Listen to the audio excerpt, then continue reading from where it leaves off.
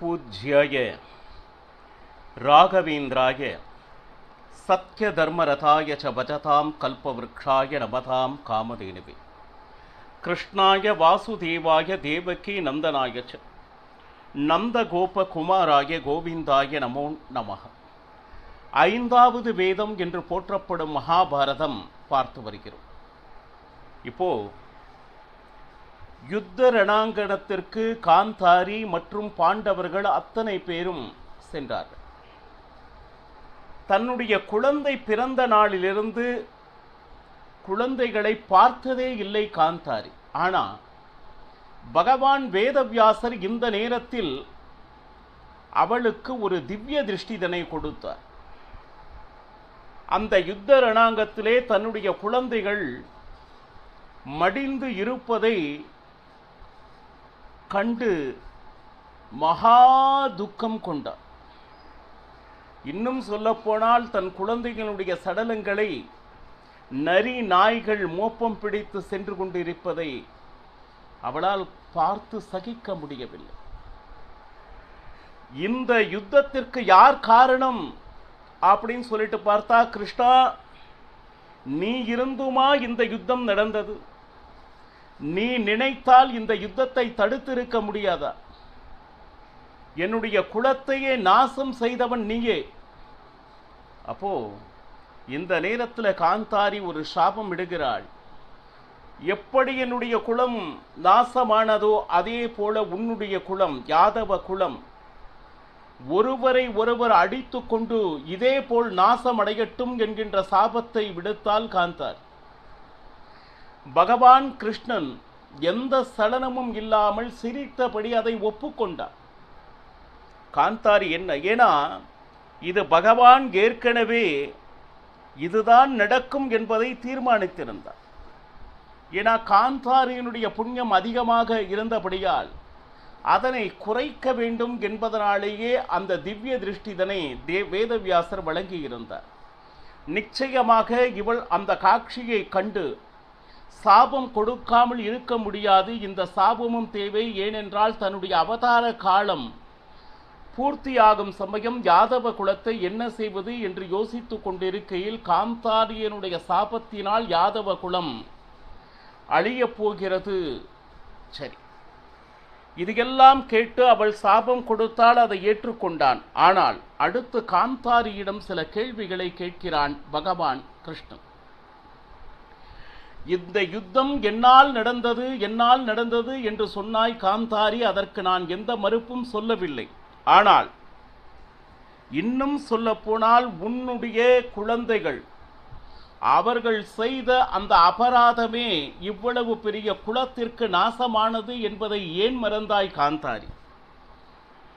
ஒரு குழந்தையை எப்படி வளர்த்த வேண்டுமோ அப்படி நீ வளர்க்கவில்லை என்பதை ஏன் நீ மறுக்கின்றாய்? முதல்ல தன்னுடைய தவறை ஒப்புக்கொள்ளும் அந்த மனநிலை இன்னும் உன்னிடத்தில் வரவில்லையே. ஏன்னா பிறந்தது முதலே மகா பாப்பி அவன்.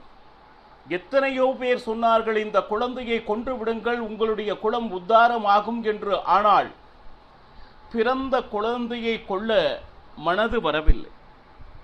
அதனால் என்ன ஆச்சுன்னா, இந்த உலகத்தில் அனைத்தும் நானே என்கின்ற எண்ணம் கொண்டவன் சாக்ஷாத் களியாக வந்திருக்கிறான். இன்னும் சொல்ல போனா சதா சர்வகாலமும் பகவான் கிருஷ்ணனை துவேஷித்து வந்தவன் துரியோதனன். இன்னும் சொல்ல போன இப்போ இது எல்லாம் நன்கு அறிந்த ஒரு தாயான நீ என்னுடைய குலநாசத்திற்காக சாபம் விட்டது சரியா என்பதை யோசி. இன்னும் சொல்ல போனா உன்னுடைய ஆட்சியில், அதாவது உன்னுடைய மக்களுடைய ஆட்சியில் பெரியவர்கள் சான்றோர்கள் உயர்ந்தவர்கள் அவர்களுக்கு கொஞ்சம் கூட மரியாதை இருந்ததில்லை என்பதை நீ அறிவாய். பாருங்க, இது எல்லாம் சொல்லும் போது காந்தாரியானால் இதுக்கு எதுக்குமே பதில் சொல்ல முடியவில்லை. ஏனென்றால் கிருஷ்ணன் சொல்வது அனைத்தும் சரி. எந்த ஒரு விஷயத்திற்கும் காந்தாரியிடம் ஏதாவது பதில் இருந்ததா என்றால் இல்லை. இன்னும் சொல்லப்போனால் உலகத்தில் எல்லாரும் செய்வதை தான் நீ செய்து கொண்டிருக்கிறாய். அபராதத்தை நாம் செய்துவிட்டு அந்த தவறை கடவுள் மேல் போட்டுக்கொள்ள. இவ்வளவு கஷ்டத்துக்கு காரணம் அந்த பகவான் தான் நம்மளை சோதிக்கிறான் அப்படின்னு சொல்லிட்டு நாம் என்ன செய்தோமோ அதை அனுபவிக்கிறோம் என்கின்ற எண்ணம் அவ்வளவு எளிதில் வரவில்லை.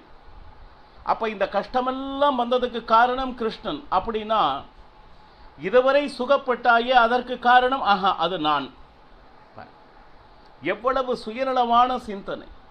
இதே சிந்தனை தான் காந்தாரியிடமும் இருந்தது.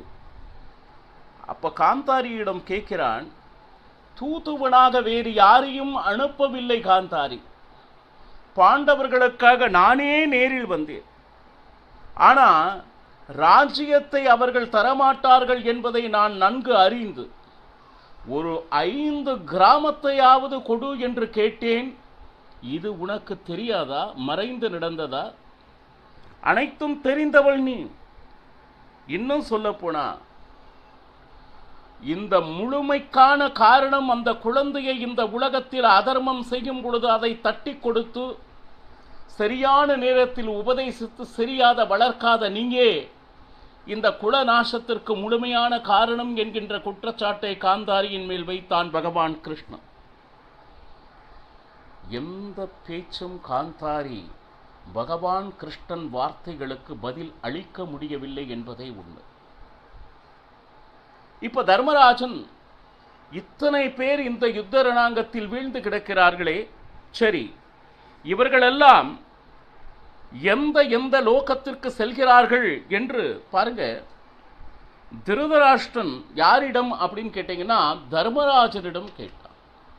யார் ஒருவர் தர்மத்தை தன்னுடைய வாழ்க்கையில் கடைபிடித்து வருகிறார்களோ அவர்களுக்கு தீர்க்கமாக தெரியும் அவரவர் செய்த புண்ணியங்களின்படி எந்தெந்த லோகத்தை அடைவார்கள் என்பதனை. இன்னும் சொல்ல போனா, அதாவது இந்த யுத்த ரணாங்கத்தில் குஷியாக இது என்னுடைய கடமை, சத்திரிய தர்மம் இது என்று ஆசையாக யார் ஒருவர் போரிட்டார்களோ, அதாவது வெறுப்பாக இல்லை, அப்படி போரிட்டவர்கள் நிச்சயமாக போரிட்டு மடிந்தவர்கள் இந்திரலோகத்தில் இருக்கிறார்கள் திருதராஷ்டிரா. சிலர் வேற வழியே இல்லை, கொஞ்சம் கூட இந்த போருக்கு வருவதற்கு விருப்பமே இல்லை. அப்ப வேறு வழி இல்லை, நாம வரவில்லை என்றால் இவர்கள் விடமாட்டார்கள் என்று ஒரு சலிப்போடு யார் யுத்த ரணாங்கத்தில் வந்தார்களோ அவர்கள் கந்தர்வ லோகத்தில் இருக்கிறார்கள். அது மட்டுமா அப்படின்னு கேட்டீங்கன்னா,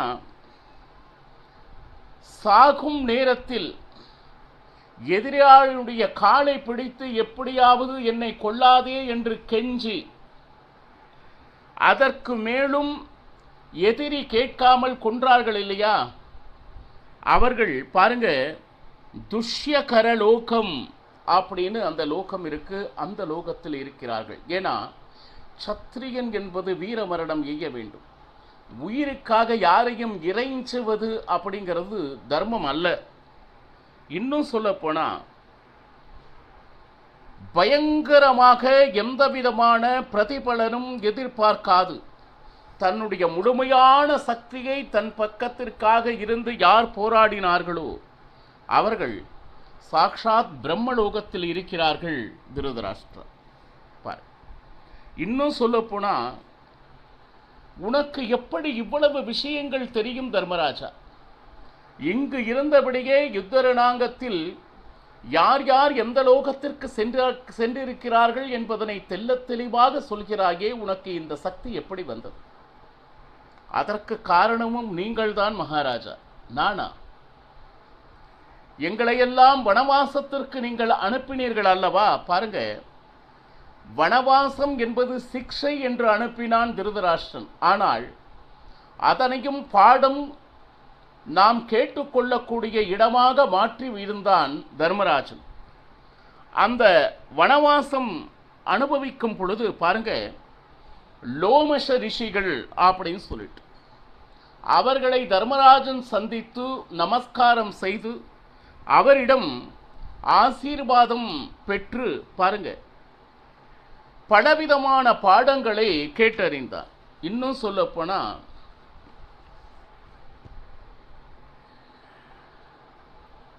பக்தர்களுக்கு எப்பவுமே தாங்கள் அந்த துக்கம் என்பதை மனதிற்கு கொண்டு செல்வதில்லை. இந்த கஷ்டம் கஷ்டம்னு யார் ஒருத்தர் அனுபவிக்கிறாங்களோ முழுமையான நம்பிக்கை இல்லாதவர்களே அதை கஷ்டமாக பாவிக்கிறார்கள். வனவாசத்திற்கு சென்றது கஷ்டம் அப்படின்னு சொல்லிட்டு வெளியிருந்து பார்ப்பவர்களுக்கு அது கஷ்டமாக தெரிகிறது. ஆனால் அதையும் உபயோகமான யாத்திரையாக மாற்றியவர்கள் பாண்டவர்கள்.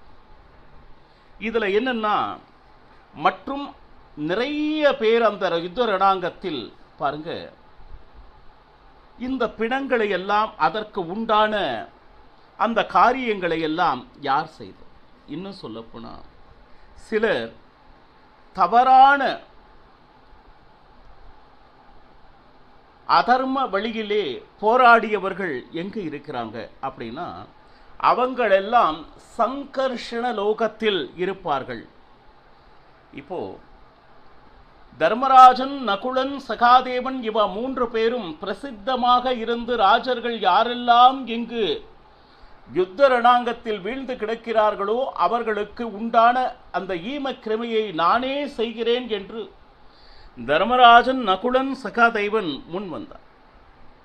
இதர ராஜர்கள் அப்படின்னு சொல்லிட்டு யாரெல்லாம் செத்து மடிந்து இருக்கிறார்களோ அவர்களுக்கெல்லாம் எங்களுடைய சாரதிகள் முன் நின்று, சாரதி என்றால் அர்ஜுனுடைய சாரதி பகவான் கிருஷ்ணன் மற்றும் நிறைய சாரதிகள் அர்ஜுனனுக்கு இருந்தார்கள். அவர்கள் அனைவரும் இணைந்து மற்ற ராஜர்களுடைய ஈமக்கிரியையை செய்தார்கள்.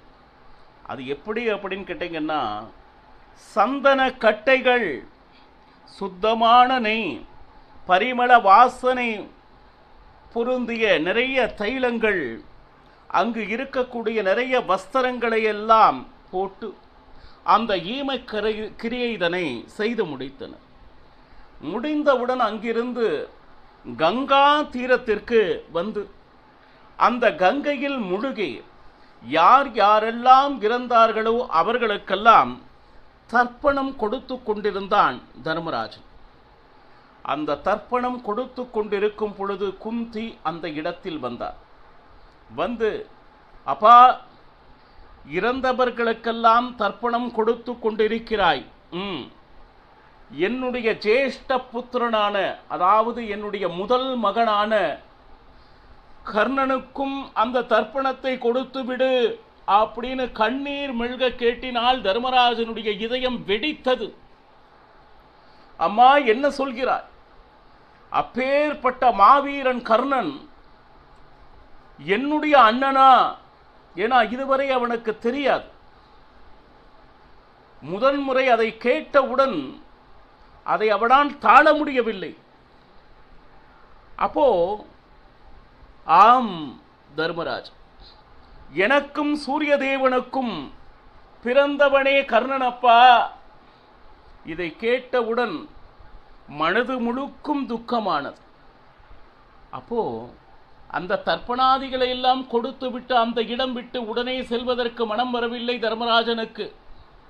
1 மாதம் அந்த கங்கா தீரத்திலேயே தங்கி, அதாவது எப்படி அப்படின்னா, யாராவது நெருங்கிய உறவினர்கள் இறந்தார்கள் என்றால் அது பாபம். அந்த பாபத்தினால் விளைகின்றது துக்கம்.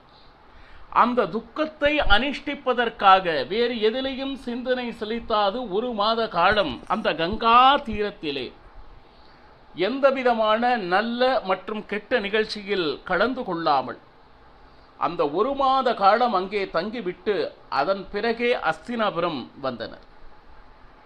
பாருங்க, அந்த இடத்துல குந்தி தர்மராஜனை பார்த்து, தயவு செய்து